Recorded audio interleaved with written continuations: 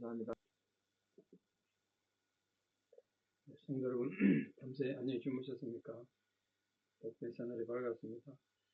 함께 찬양 드리며 하나님께 예배드려 나가겠습니다. 432장, 예전 차서 462장입니다. 큰 물길이 설레는 오름바다. 우리 인생의 큰 물길이 설레도 주님 은혜로 헤쳐나가기를 바랍니다.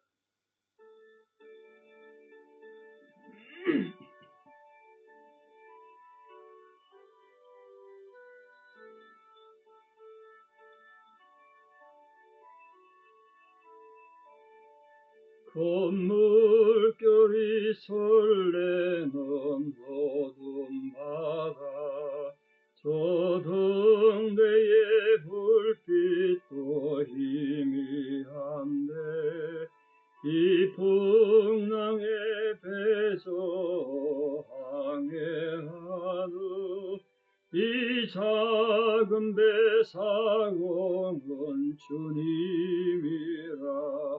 나 두려움 없네, 두려움 없도다. 주 예수님 넓게 여 계시도다.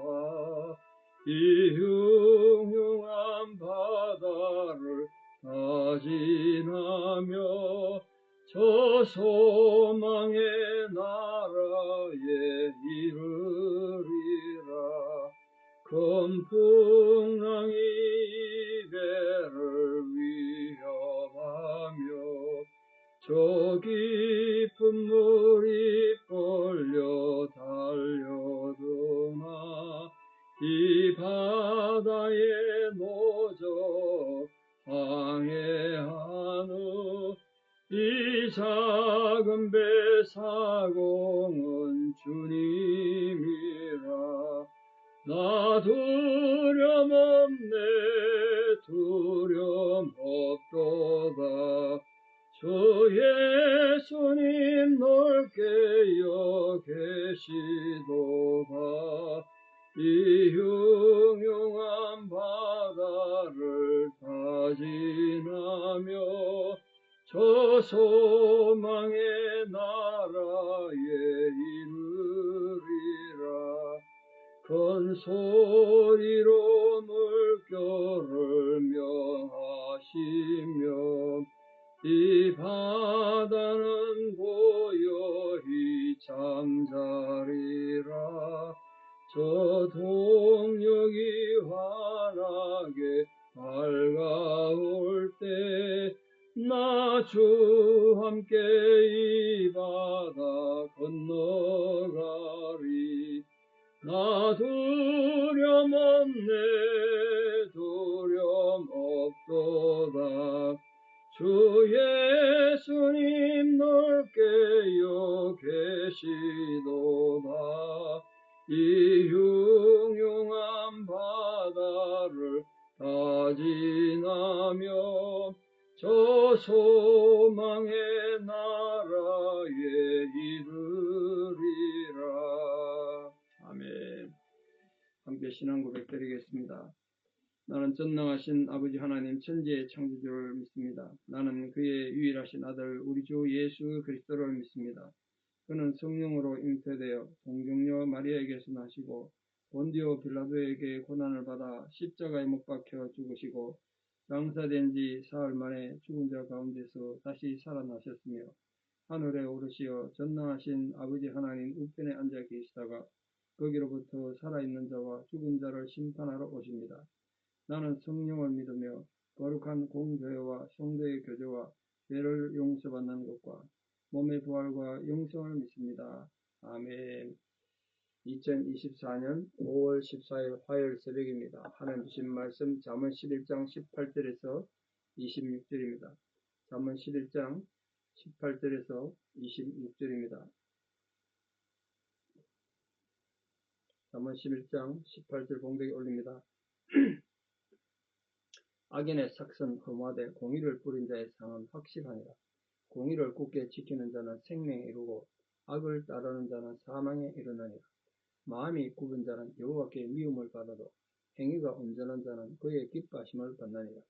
악인은 피차 손을 잡을지라도 벌을 면하지 못할 것이나 악이 의인의 자손은 구원을 얻으리라. 아름다운 여인이 삼가지 아니하는 것은 마치 돼지코의 금고리 같으니라. 의인의 소원은 오직 선하나 악인의 소망은 진노를 이루느니라. 겉어 구제하여도 더욱 구하게 되는 일이 있나니 과도히 아껴도 가난하게 될 뿐이니라. 구제를 좋아하는 자는 풍부하여질 것이요 남을 윤택하게 하는 자는 자기도 윤택하여지리라. 곡식을 내놓지 아니하는 자는 백성에게 저주를 받을 것이나 파는 자는 그의 머리에 복이 임하리라. 아멘. 잠언은 스토리가 있는 성경이 아니다 보니까 한 절 한 절 따로 읽어야 되기도 합니다. 뭐 같은 주제가 몇 절에 되기도 합니다만 오늘 여러 가지 또 주제가 짧은 절에 나옵니다. 18절에서 21절은 주제가 같은데요. 악인과 의인을 대조해서 설명하면서 악인의 종말과 의인의 종말을 아주 날카롭게 대조하고 있습니다. 그런데 듣는 사람 또 이 성경 읽는 사람들이 정신 바짝 차리고 악인의 삶을 멀리하고 의인의 삶을 살기를 바라는 하나님의 기쁘신 섭리가 아닌가 그렇게 생각합니다. 악인의 삶에 대해서 좀 먼저 살펴보면 악인은 그 삭식, 허무할 거라는 거예요. 허무. 여러분 허무의 개념 아시죠? 열심히 노력했는데 아무것도 없다는 뜻이에요. 세상이 너무 공허한 거예요. 여러분 삶이 공허해지면 참 힘들지 않습니까? 살아도 사람 같지도 않고 살다 무슨 낙이 없어요. 그럴 때 참 힘들지 않겠습니까? 우리 성도님들의 인생의 삭시 험하지 않도록 우리 하나님 은혜가 함께 하길 바랍니다. 그러려면 악인의 삶을 떠나야 돼요.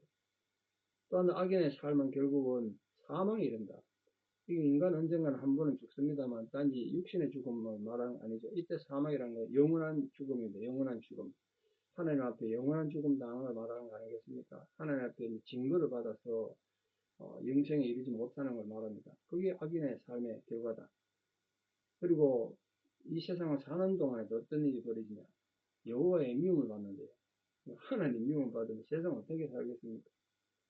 여러분 회사 다니는 사원이 사장의 미움을 받으면 그 회사 어떻게 다니겠어요? 한 나라의 신하가 왕의 미움을 받으면 어떻게 살아남겠습니까? 근데 성도가 하나님 백성들이 여호와의 미움을 받게 되면 세상을 살 수가 없죠. 우리 다 실수가 많고 죄인입니다. 박 목사도 죄인인데 때로는 참 고민이 많습니다. 어쨌든 하나님의 미움을 받는 목사는 안 될 텐데 이 생각 참 많이 하거든요. 여러분께도 제 그 마음을 좀 전하고 싶습니다. 우리 사는 성도님들 부디 어떤 상황 어떤 위치에 있든지 여호와의 미움을 받는 자를 잊지 않기를 바랍니다. 나는 하나님 사랑받는다 이런 내가 생각하는 거고 정말 하나님 사랑받는 거 전혀 다른 문제지 않습니까? 하나님 나를 미워하지 않으실 거야. 내가 생각한다고 되는 게 아니죠. 정말 하나님이 우리에게 미움이 있지 않도록 하나님의 미움에 희생양이 되지 않도록 악인의 삶을 잘 벗어나길 바랍니다. 이 악인들은 서로 모여가지고 악인들 특징이 혼자 안 있습니다. 같이 모여가지고 이간질하고 서로 말을 맞추고 하죠. 참 사람이 말입니다. 사람과 사이에서 어렵고 힘든 사람 만나면 어디 가든 도와주고 위로해주고 격려자가 돼야 되는데 그 사람만 있으면 사람들 이간질하고 사람들 시험에 들게 만들면 이게 참 골치 아픕니다. 그게 악인 아니겠습니까? 그래서 그런 악인들은 피차 손을 잡을지라도 벌을 면치 못한다. 손잡을 때 좋죠. 뜻이 맞으니까. 서로 원망하고 불평하고 뭐 좋았습니다. 입으로 방아를 찢는 거죠. 이 사람 저 사람 욕하고 그랬는데 결국은 벌을 면치 못한다. 이게 악인의 삶입니다. 근데 반면에 의인은 어떤 삶을 산다 그러냐? 18절에 의인 보십시오. 공의를 뿌린 자의 상은 확실하네. 의인은 공의를 뿌린 자다. 공의. 하나님이 기뻐하는 정의로움만, 정의로움. 어떤 상황에서 여러분 불의에 편들지 말고, 불의에 생각하지 말고, 공의를 뿌리면 열매가 있는 거죠, 열매가. 보면 씨 뿌리면 열매 나는 뜻이, 근데 어떤 씨앗을 뿌리냐에 따라서 열매가 달라지지 않겠습니까? 우리 흔히 알다시피 팥 심는데 팥 나고 콩 심는데 콩 나죠. 팥 심는데 콩이 날 리가 없죠. 그러니까 공의를 뿌리면 공의가 나지 않겠습니까? 그 상극이 확실한 거죠. 또한 의인은 생명이 이른다. 아까 사망이 이른다 그랬는데 악인은 생명은 단지 뭐 육신의 생명, 오래 산다는 뜻이 아니라 영생입니다. 영생. 주님 약속한 영생에 이르고 온전한 그 행위에 대해서 하나님께서 기뻐하신대요. 하나님 미움받는 것이 아니라. 하나님의 미움받는 것과 하나님의 기뻐하심을 받는다는 것 정말 하늘의 땅 차이 아닙니까? 근데 악인은 피차 손을 잡을지라도 벌을 면치 못한다 그랬는데 의인은 본인도 하나님 앞에 사랑받고 기뻐하심 받고 생명에 이를 뿐 아니라 그 자손이 구원 얻는지 자손이 구원 얻어. 우리 사랑하는 성도님들 여러분 삶에 하나님께서 생명의 선물로 주고 있는 만약 자녀가 있다면 자녀가 없는 분들도 계십니다만 자녀가 있다면 그 자손이 여러분의 의로운 삶을 통하여 여러분이 하나님의 의인이 되심으로 그 자손이 구원 얻는 감격이 있기를 바랍니다. 이런 의인과 악인의 차이가 정말 크지 않습니까? 이 엄청난 차이를 모든 백성들이 알도록 가르쳐주고 싶어서 하나님 성경의 자문에 넣어놨습니다. 여전히 악한 자들은 하나님 이렇게 경고를 해도 하나님 뜻을 막 무시하고 자기 멋대로 인생을 사는 거예요. 인생이 지 멋대로 되는다고 생각하는 거예요. 자기 인생을 좌우한다고 생각하는 거예요. 그러나 지혜 있는 자는 이런 하나님 말씀을 듣고 인생의 결국을 생각해서 하나님 경외하는 삶을 살아야 되겠구나. 그런 의인의 삶을 산다는 거예요. 우리 사는 성도님들 모두 의인의 삶을 사는 복된 성도들 되기를 진심으로 축복합니다. 자, 22절은 우리 익히 잘 아는 말인데요. 아름다운 여인이 삼가지 아니하는 것은 마치 돼지코의 금고리 같다. 돼지코의 금고리, 지난주 설교했습니다만 안 어울린다는 뜻이죠. 금고리는 귀한 건데 돼지코의 금고리 해봐야 누가 봐주겠습니까? 시궁창에 뒹구는 돼지코의 금고리 안 어울린다는 거예요. 아름다운 외모, 이왕이면 먹기 좋은 떡, 보기 좋은 떡이 먹기도 뭐 아름답다고 외모가 좋은 건 좋겠죠. 근데 아름다운 외모를 하면 주셨는데 분명히 감정치 못해요. 생각이 너무 문제가 있는 거예요. 방탕하고 엄탕해. 남자든 여자든 다 마찬가지입니다. 그러면 오늘 여인을 얘기했습니다. 여자만 들어가겠습니까? 남자 여자 다 마찬가지 아니겠습니까? 육체적 아름다움은 하나님께 주신 귀한 긍정적인 면일 수 있습니다만 가치 있다고 볼 수 있죠. 근데 이게 있어야 될 자리에 제대로 있지 않고 정력의 도구가 되는 정말 추한 것이 됩니다. 추한 것이 돼요. 그게 이제 돼지코에 금고리 하는 거예요. 우리 모든 성도님들은 단순히 육신의 아름다움 이걸 떠나가지고 정말 하나님께서 여러분 은혜 주신 것이 여러분 삶의 아름다운 모습이 되도록 돼지코에 금고리는 안 되도록 그런 자기 삶을 잘 관리하는 충성되고 주의 기쁨이 되는 자녀들 되기를 축복합니다. 23절 보시죠. 의인의 소원은 오직 선하지만 악인의 소망은 진노를 이룬대요. 의인은 소원을 품었더니 그 소원이 선한 결과를 얻더란 거예요. 당연한 거 아니겠습니까? 또 그래 돼야 되겠죠. 근데 악인도 소망을 가졌어요. 근데 그 소망이 결국 진노로 가져더라, 진노로. 여러분, 기도 열심히 하셔야 됩니다만, 열심히 기도하는 것보다 더 중요한 것은 하나님 앞에 자세가 바로 돼야 되죠. 안 그러면 우리 삶이 선을 이루는 게 아니라 진노로 가진다, 진노로. 우리 부디 하나님의 진노가 아니라 참으로 하나님의 의가 하나님의 선하심이 이런 모든 삶의 순간순간에 함께 하시는 은혜가 있기를 진심으로 축복합니다. 자, 24절은 물질에 대한 관인데요. 물질관. 돈 싫어하는 사람 어디 있습니까? 세상 사람들 다 돈이 필요하죠. 하나님 일하는데도 돈이 필요합니다. 근데 돈을 어떻게 먹을 것인가? 이 신앙인의 경제관념. 그런 강의도 많이 합니다만, 신앙인의 경제관념. 근데 무조건 아끼기만 하면, 꽂으시면 되면, 뭐가 축적되는가? 그게 아니라는 거예요. 본문에 보니까. 흩어 구제해도 더욱 구하게 되는 있지만, 과도히 아껴도 가난하게 되더라고요.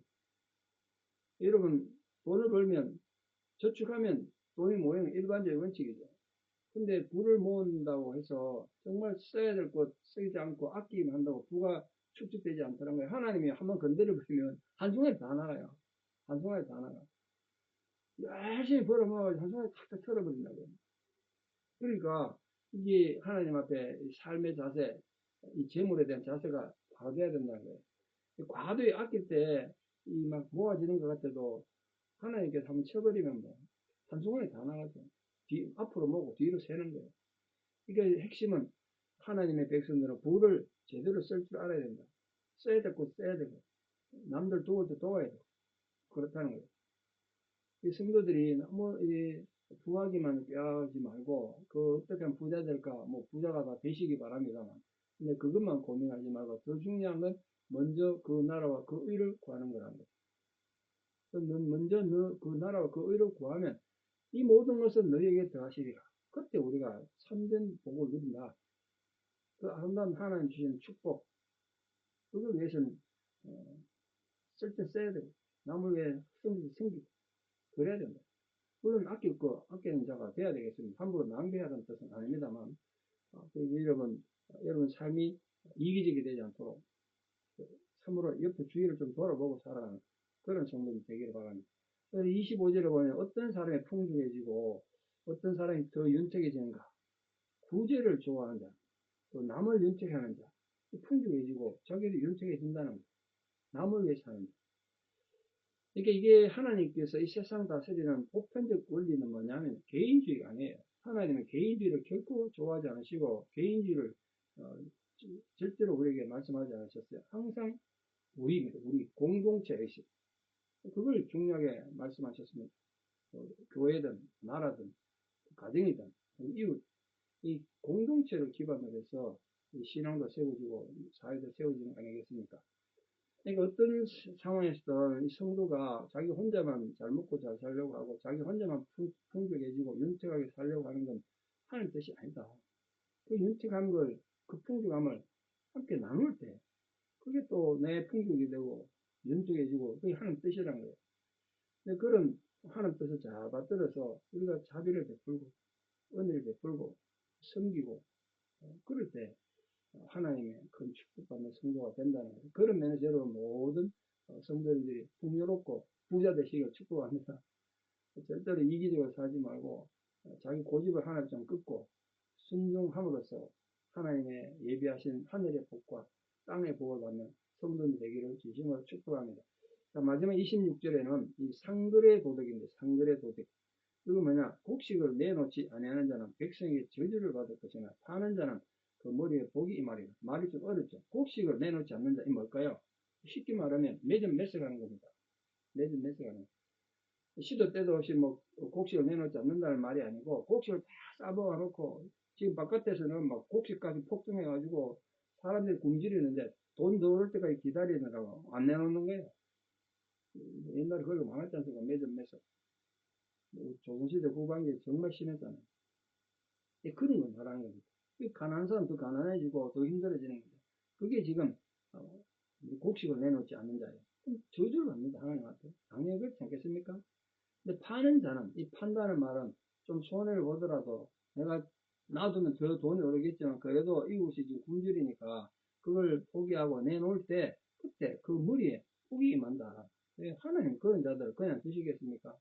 하나님 이렇게 매점 매석하고 악을 행하는 자도 그냥 두지 않으시겠지만 하나님을 희생하고 헌신하는 백성들도 분명히 기억하시고 복의 복을 더하시고 그 자손들에게 함께 하신다는 겁니다. 그런 귀한 복을 우리 성도는 잘 받아 누려서 부디 악인의 삶을 물리치고 의인의 삶을 사는 복된 성도는 다 되시기를 진심으로 축복합니다. 기도드리겠습니다. 아버지 하나님, 우리에게 주어진 하나님의 삶을, 환생의 삶을 살아가는 동안 부디 우리들이 의인의 삶을 살기 원합니다. 많은 순간 악인의 유혹이 있고 또 우리가 악인의 삶을 살 때도 있습니다. 그럴 때 우리가 진심으로 회개하고 바로 서고 돌이켜서 또 의인의 삶을 살아감으로써 우리 하나님한테 칭찬 듣고 생명을 얻고 하나님의 기쁨이 되는 그런 성도로 살기 원합니다. 성도인데 주어진 모든 삶의 현장에 이 하나님 위로와 격려가 함께하여 주시옵소서. 우리가 이기적으로 살지 않고 또 이웃을 이간질시키지 않고 늘 서로가 서로 간의 평화를 유지하는 화평케 한 자로 살기 원합니다. 우리가 화평케 한 자로 삶으로써 세상에서 하나님 자녀라 증거를 얻을 것이니 그런 귀한 명예와 증거를 가지고 살아가는 귀한 성도들 다 되게 도와주시옵소서.